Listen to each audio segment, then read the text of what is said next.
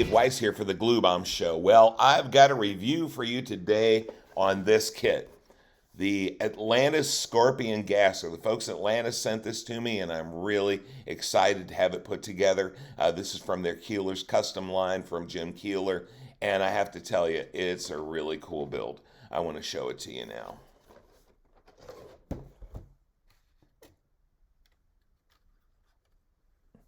And here we are. It's got that traditional jacked up in the front gasser stance. It's got some really nice graphics. They did a really nice job on this one once again. Look at that foot push bar in the back there. I love these little details like this. And it's a really cool job. Now, the thing that I didn't realize when I saw this was a gasser was that it's also a funny car style, right? This body will lift. Now, I have to tell you, the joints on mine are a little bit tight, but I'm going to attempt to pull it up to show you. There we go. And there you can see it. I'll turn it around and spin it this way for you. And you see this little hinge, this little lift here. I love how they did that. It's really cool.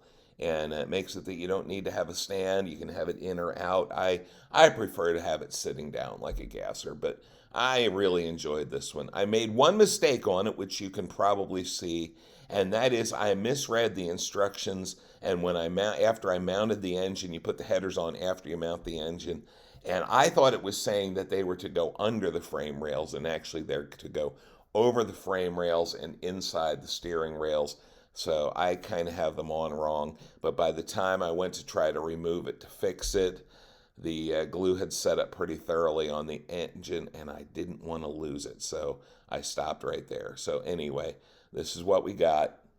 And I may try to make an adjustment on that at some point. But overall, this one was a lot of fun to build. I really had a good time with it. The folks at Atlantis are doing a great job with these kits. I did make one slight modification. I usually try to go pretty box stock with this, but the one modification I made was they had given some clear flexible plastic to put a windshield in, and I really don't like to do that. I always struggle with getting it right. And then I remembered I built a 53 Starliner some time back, and it was the AMT kit, the one in the nice metal box. It was pretty cool.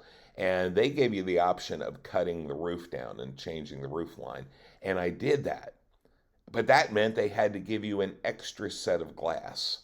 So I used the cut down version on the model that I built, and I thought, if that still fits, I'm going to put it on here. And that's what I did. I put both the windshield and the rear window in.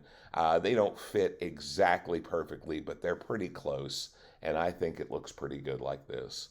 I'm really happy with this kit, had a good time with it. Like I say, the fit was pretty impeccable, very little flash, really nicely made. The folks in Atlantis are doing great work. And so I really highly recommend you pick one of these up, have a good time with it. This was fun. And that's good because model building is supposed to be fun. Just remember, put the headers on over the frame. That's all I got for you. Have a great day. God bless, and take care.